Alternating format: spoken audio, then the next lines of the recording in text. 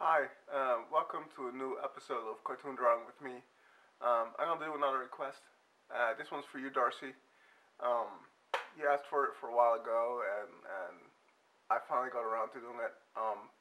It's gonna be a cool one. It's gonna want to do one that I've never done before. It's a series I grew up with, and I'm amazed how many people actually still know it. It's from the Fraggle Rock, and finally, after all the red hats I've painted and drawn and shown, and people go, "Is that Darcy?" This time they can actually say, "Yeah, it is." It's got the bunches, it's got the red hair, it's got everything there. Um, so, babe, this one's for you. Um, I'm gonna do this one a little bit different than what you guys used to. She asked me to do it slower and take my time with it. So this is going to be definitely be a two-parter. I'm going to paint it too and use watercolors. So first thing I'm going to do is I'm going to sketch it out. So I'm going to sketch it out very lightly with my 2H pencil, very hard. This is my regular pencil. This is the one I do most of my sketching and my drawing with. The only reason why I used the other pencil, which I will use right next, is because of the fact that you can't see it on the camera. So I'm going to sketch her out. Just proportions now. I'm not going to go for exactly how red looks like. Yeah, I just want to make sure that she will actually fit on the dang paper. Okay. And this one's even, kind of harder because she is, it's a puppet. And because it's a puppet, there isn't a hell of a lot of definition in how she looks like. So I'm going to have to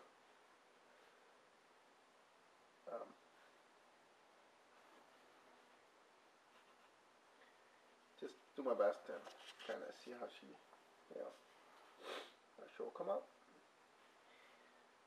And again, this one isn't all that hard, but because it's a puppet and not a cartoon, it's a little trickier.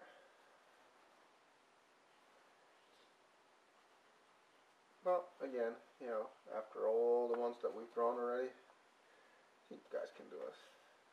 It's not that hard.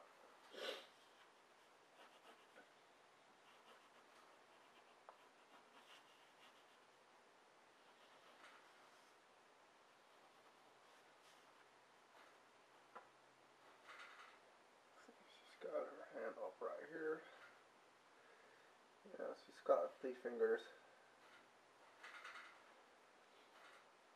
Right here.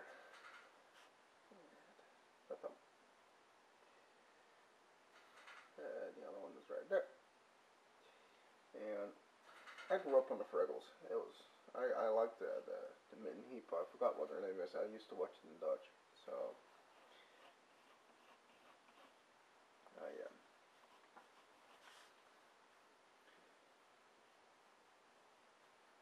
but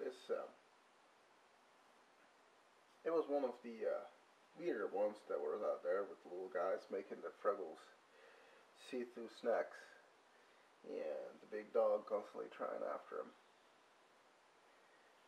Yeah, it was fun though. I remember watching it. I like that one. Yeah, it definitely was fun. So when she asked for it,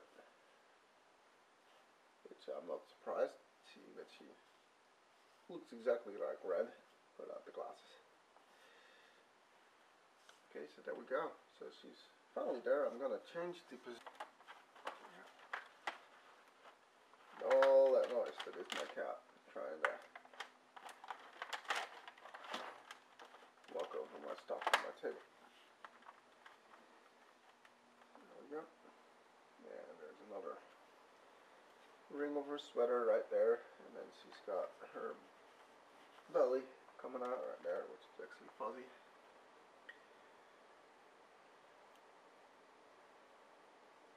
And then this sweater goes up there.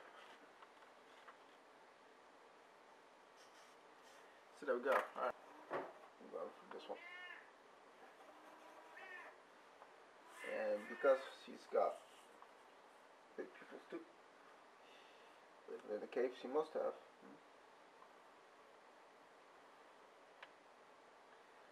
Circle templates are an awesome thing to own. They will make your life way better. And I'm going to spend a little bit more time on this sketch than I would usually do, because I want to put in the hair and stuff like that. So when I paint, I can put some more definition.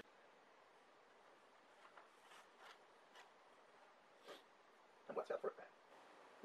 Again, just keep coming with the suggestions, and I'll name you. And I'll actually, draw what you want me to draw.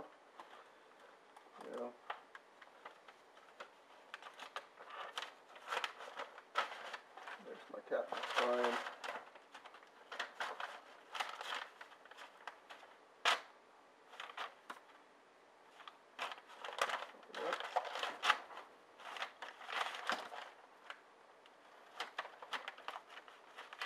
Of course, he couldn't wait until I was done.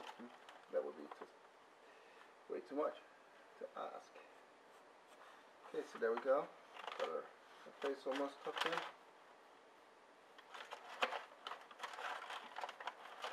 Putting the little hairs that are sticking out, little bunches.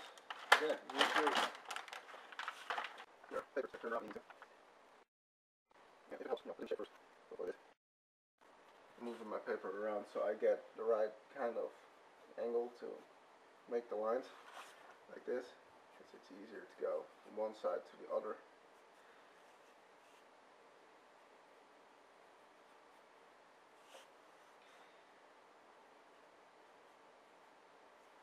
There we go. Got our bunches in, and about the right height, about the same height. I'm going to raise that one just a little bit. There we go. So there we go. Put her face pool in. Now I'm going to put her sweater in. And the only reason that you can see that it's a sweater because it's got thick outlines going in there. Excuse me. And put your sweater in right there. This one goes over there. So there we go. Put in her fingers, which aren't completely straight. They're a little bit like a ball. Okay. And they go down like that. There we go. And again, she's wearing her sweater, so she's got the cuff going in right there. And she's wearing a red sweater. That's why they're calling her red. And because of her semi-red orange hair. There we go. And she's got a big line coming in right here, and then this one goes all the way around. See how I turn my paper?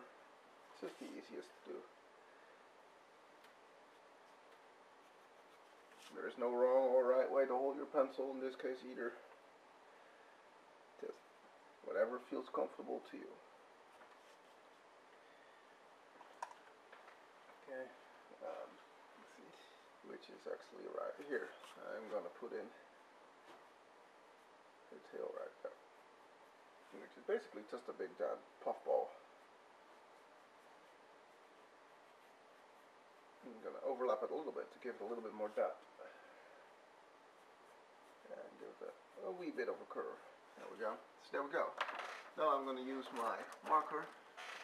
I'm going to use my Faber-Castell bit thingamadoohickey. And again, I can't draw perfect circles by hand, so I'm going to.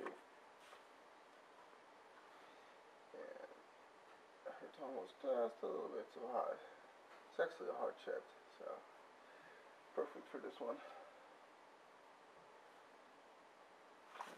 And as I said, I'm actually going to ink in the black spot. So when I use my watercolors, I don't have to worry about going over that again.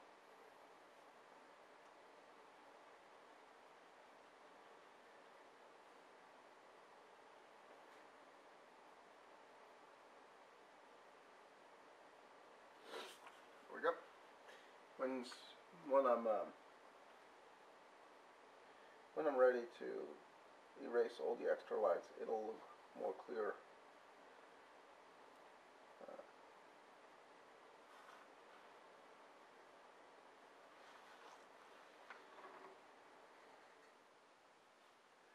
You want to be careful with lines like this around the eyes, lines that zigzag, because if you put them too much, too close or too many to the eye, it's gonna look like frown lines, and you know you don't want to be doing that. And again, I'm just rotating the paper to get to the right angle that I need to. Anything that feels comfortable to you in your drawing should be doable. Might make you a little bit seasick watching it, but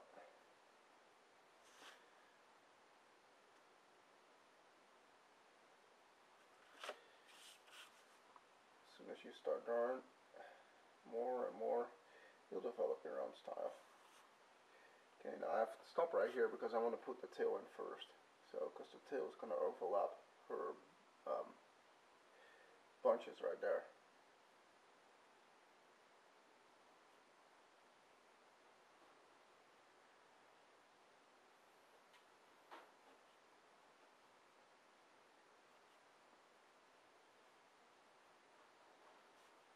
Yep, let's put her tail in.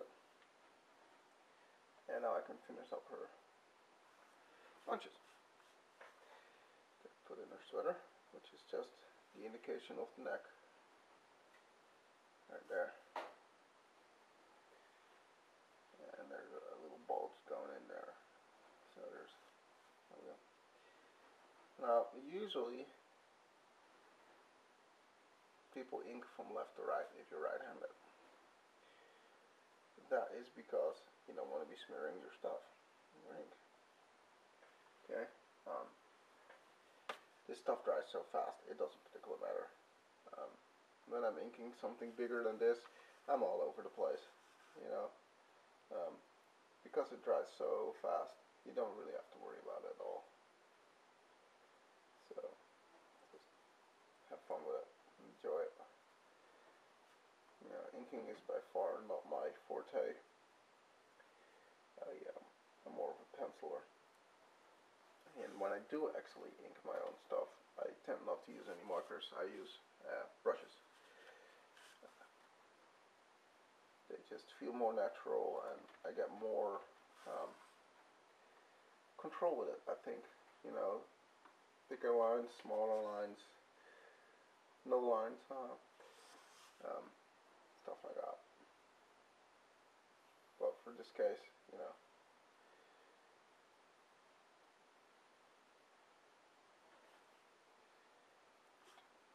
foot in there. There we go. One more. And then go there.